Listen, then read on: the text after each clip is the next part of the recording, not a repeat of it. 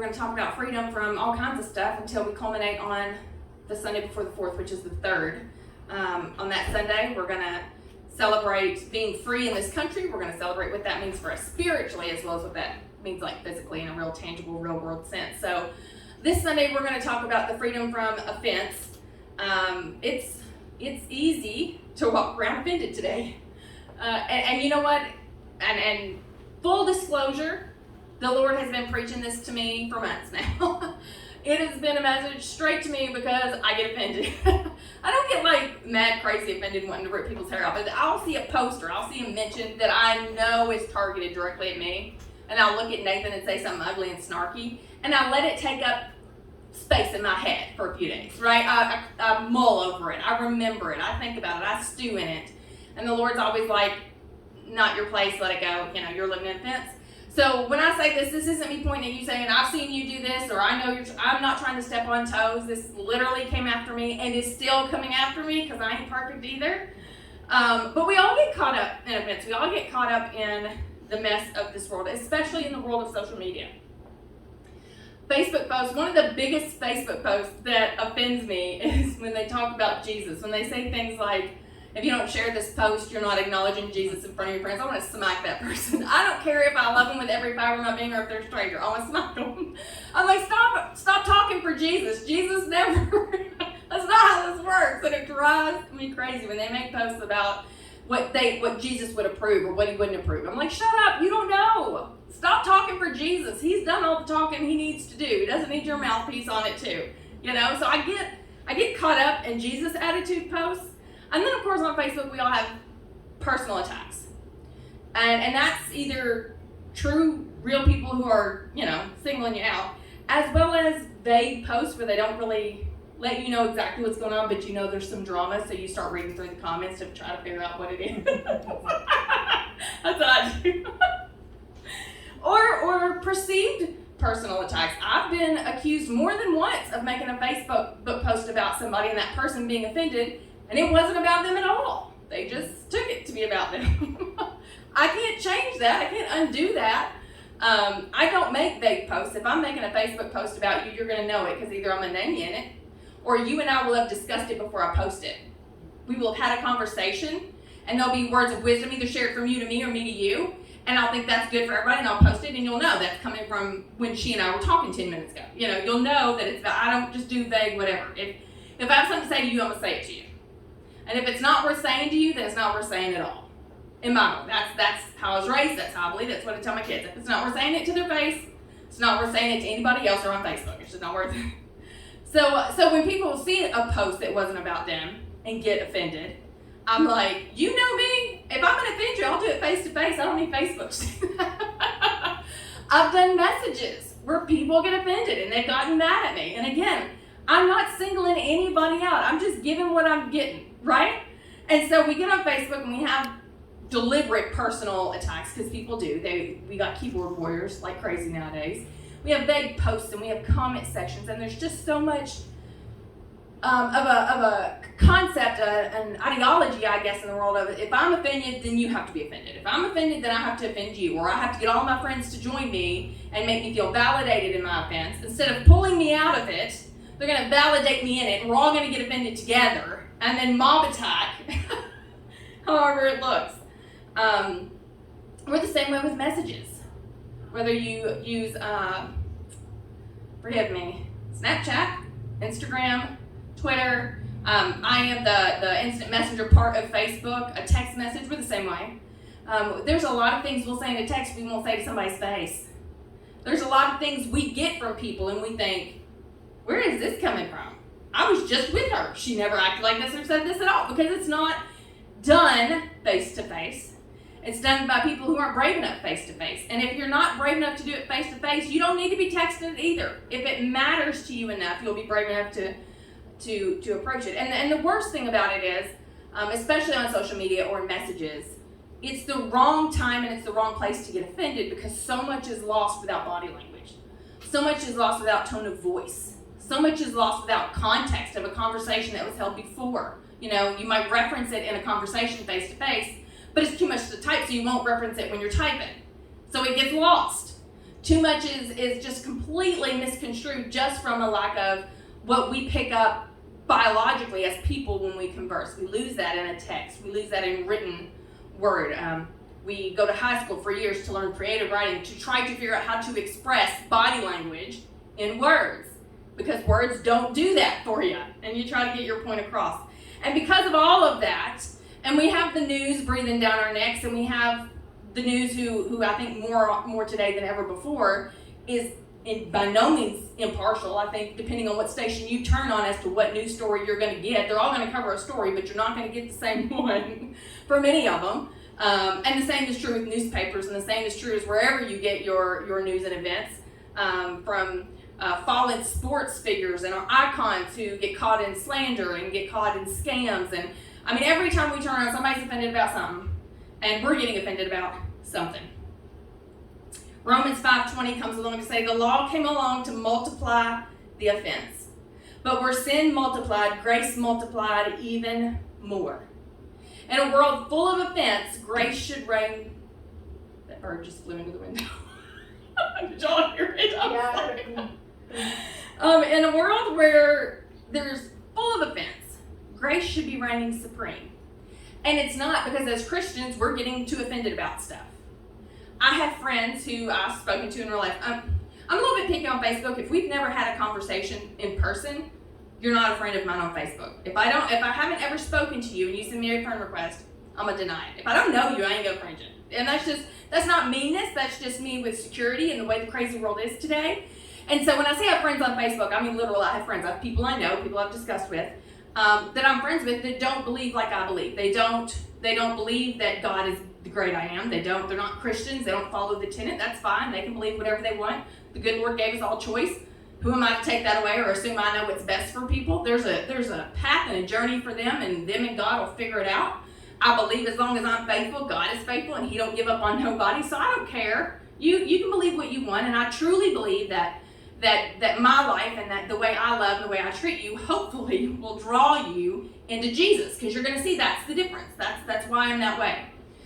Now, those same people will post many posts and will make many arguments and make many comments dogging the Christian faith. They will, well, you believe in slaves, and you believe in downtrodden women, and you hate gay people. And I mean, there's just a slew of all the reasons why Christians are terrible people.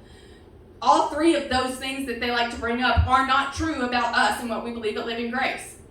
Say what you want, but if you don't know what you're dogging, you're the one that ends up looking a little bit silly.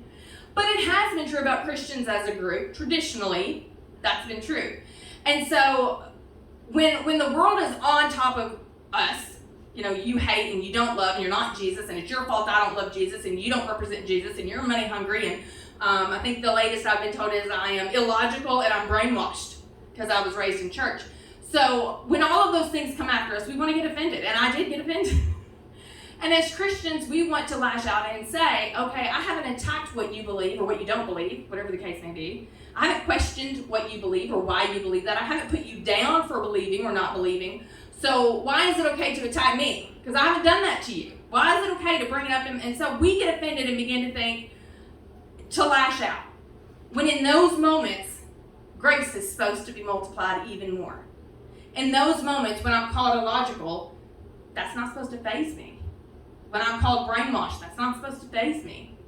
I'm supposed to be able to smile and say, move on to the subject context of why they may think that, or why they may feel that way, or find a common thread that we can both agree on.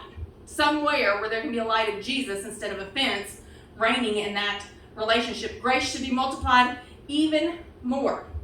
Because the truth is, as Christians, in the world in general, offense simply equals division and distraction. If we walk away offended, we are not about the Father's business. We're getting validation, we're getting revenge, we're gossiping, we're backstabbing, we're slandering. We are not, if we are walking in offense, let's be honest, we are not doing the Father's call.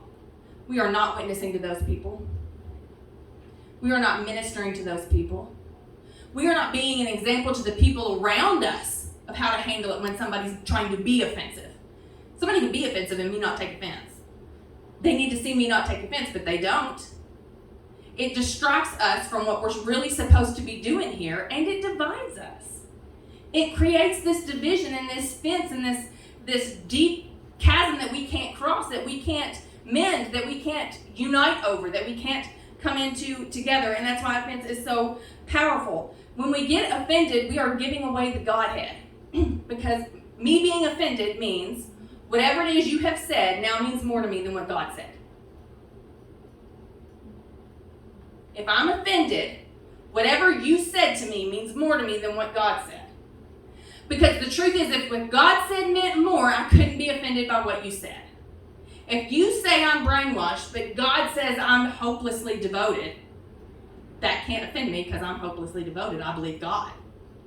If you say I'm money hungry, and God says I already have everything I need so I don't need to reach for material things, that shouldn't bother me because I know what God says about me. If you call me names, if you say I'm ugly, if you say I'm stupid, if you say I'm fat, whatever the offense may be, if I know what God says and that matters more, then what you say doesn't matter at all. It's kind of like if a toddler comes up to you and says the sky is orange. Are you offended by that? No, because you know good and well it's not.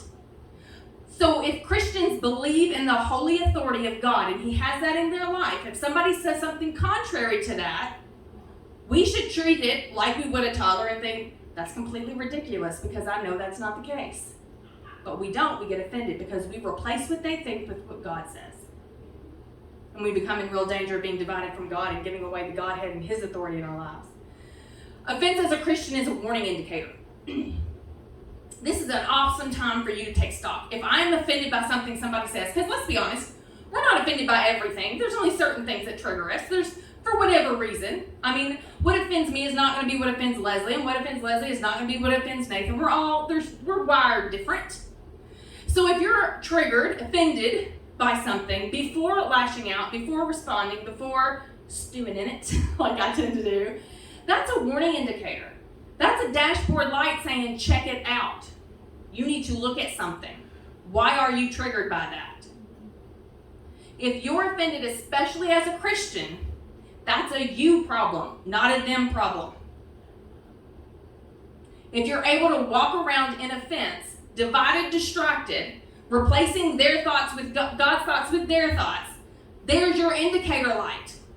It means you need to get some time with Jesus. It means you need to get some time in fellowship with the saints. It means you need to look at yourself and say, there's a chink in my armor I didn't realize was there. I thought I was healed from that thing, but apparently I'm not. I got some work to do here. And instead of being offended, you become focused on the work of God, and that's by becoming holy and perfect as He has made you holy and perfect. Your perception gets recentered because instead of worrying about what they said, you become more concerned with, how am I not catching this? What am I missing out? And how is it that God can use that to make it better? How is it God can use that to make a testimony? Where am I supposed to go from here? Because the truth is, to have freedom from offense means you are living in a constant state of forgiveness. The second you're triggered, you're over it. The second you feel the offense, you have the choice to walk away in offense or to let it go. You have the choice to say, that offends me, but you know what? It's fine. It's fine. I can forgive them. Maybe they're having a bad day. Maybe they didn't mean to say it that way. Maybe they did, but still not my problem. It's not true whatever they said. It's not accurate whatever they said or whatever they did. And you begin to forgive because God forgave you, because grace should be multiplied, right? And when you do that, you get a peace. You can't have peace without confidence. So what happens is when you have confidence in what God says about you and what God has called you to do, you automatically have peace, which is much easier to forgive when you're getting triggered. They kind of roll together hand in hand because offense is definitely a choice. Psalm 119, 165 says, abundant peace belongs to those who love your instruction. Nothing offends them. Abundant peace, more than you need. More than is necessary for any given situation or time or passage of time in your life. More peace. To those who love your instruction. To those who have decided that the most important thing in my life is doing whatever it is God has called me to do. And we're all been called to witness, at the very least. We've all been called to love, at the very least. You may have additional or different or more specific call, but we've all got the general go therefore into all the nations, discipling, and we all have the Great Commission. And so if we love that, we don't have time to get offended. We got work to do. We don't have time to carry a grudge and demand an apology. That's the worst. When people say, all I want is apology. No, you don't. No, you don't. Because if that person apologizes, you're still offended. It didn't take away what they said. It didn't undo what they did. You don't want an apology. You want vindication. You want validation. You want your picture of what is right and just. But God's picture is a little different from ours. Because God's picture of what is right and just was an innocent man being hung on a cross. That's not our picture. That's not justice to us. It's not righteousness to us. But that is exactly what it is. And so when we get offended and look at a situation and say, but Lord, this is what is deserved, and this is what is right, and this is what should happen, we should be looking at the cross and realizing it is not the same picture. Grace should be multiplied then. I can't get offended if I remember the cross. If I remember to look at people the way God looks at people. And if somebody is nasty to me, and they're talking about me, and they're bad-mouthing me, the truth is, whether I like it or not, God is as desperately in love with that person as he is with me. Jesus took the nails for them just like he did for me. And so no matter how ugly they are, they're the love of his life. They're the apple of his eye. Their name is tattooed in the palm of his hand, right next to mine. We're not different just because they offended me. And there are times, like I said, intentional or unintentional, we offend others. And if we want our name to stay in the palm of his hand, that means theirs gets to too, because his justice doesn't look like ours. So who do you love more? God or your own sense of self-righteousness? And a lot of times, even as Christians, it's our own sense of justice. It's our own sense of mercy, because we want to attain our peace through justice, through seeing what's done right. God says, you get your peace from me. Even if the whole world is against you, we all learned the song when we were tiny, probably in Bible school, though none go with me, still I will follow. Why? Because he's going to take care of all of it. He'll feed you, he'll dress you, he'll clothe you, he'll love you, he'll heal you. He's the provider. He's got that part. You're just supposed to go. And we remember that, then all of the other stuff doesn't have the power it had once before. One last thought before we finish. If we look at the scriptures, because we always look back to Jesus as our example, perfect and flawless. If we look back at that, did we ever, at any point in the Gospels, or referenced by Paul or any of the other apostles, did we see Jesus offended? Because Lord knows he had plenty of cause to be. Way more than the rest of us probably ever did. Never did Jesus walk in offense. Never did Jesus seek his own vengeance. There was a time when the apostles told Jesus to call down fire. Light them up, Lord, burn them alive. They wanted justice, right? They wanted righteousness to prevail. And even then, Jesus was like, no, because I'm in love with them too. No, because the cross I'm about to take is for them as much as it is for you. Jesus never got offended. Why? Because of his focus. His focus wasn't on what people were saying and what people were doing. His focus was on what he could do for people.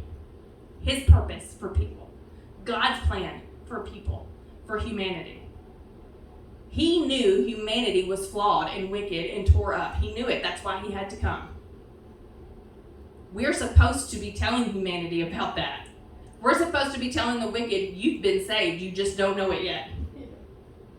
That comment you made, it's already been covered by the blood. You just don't know it yet. And you're not going to know it if I get offended and tell everybody else how ugly you are. You're not going to find out that God already took care of it for you. And I'm certainly not going to be the witness that you need or the people around me need me to be. And it's hard to do that because we're very human. But if we put it in perspective, every time we're triggered, every time we have a moment of, I can't believe she said that, or I can't believe he did that, or I can't believe they posted that, if we take a moment and say, where's my peace at? Where's my trigger coming from? And we refocus on what it is we're supposed to be doing like Jesus did, then we love God's instruction more, and we can't be offended. It is a process. I won't pretend and tell you today I've never been offended, and I never will be again. I probably will. But I hope, like me, that you will remember it is a process, and that it is a choice, and it is one we get to freely make, and that as we distribute grace, that grace draws people to Jesus. And then if that person is changed, or at least pulled in to Christ, that's one less person that's being ugly to everybody else. Because chances are, if they're being ugly to you, they're being ugly to other people too. I mean, they just are. So if you're able to give a witness that kind of turns them, that kind of gets their curiosity, you've just saved a lot of other people from having to be offended. I mean, it's a double. There's no way that you're going to outgive God on this. There's so many ways the dominoes are going to fall and create waves, right? And so when we just kind of focus on the whole point of what we're doing and let our energies go to that, it doesn't necessarily look like we want it to, but the peace comes from God. So even if we're uneasy doing it and we don't really want to, God promises abundant peace for those who love his instruction. We just have to remember we love him more. And what he says is more important. Father, we are thankful for a love and for a peace that surpasses all understanding. We are thankful that we have a choice to live miserable, or we have a choice to live victorious. We are thankful that we have a choice to be triggered, or we have a choice to be full of grace and mercy. Lord, we are thankful that you can strengthen us in those ways. We are thankful that our responses, and Lord, that our example to those around us can be one that edifies you, that glorifies your name, that testifies to your goodness in our lives. Lord, let us be standing, walking, talking examples of your grace, of your mercy. Let it be multiplied in our lives as we walk out this truth that, Lord, you only ask us to love people like you love people, Lord, without restriction, without boundary. Lord, let us draw closer to you and let that allow us to draw closer to people. We love you and we praise you in Jesus' name. Amen.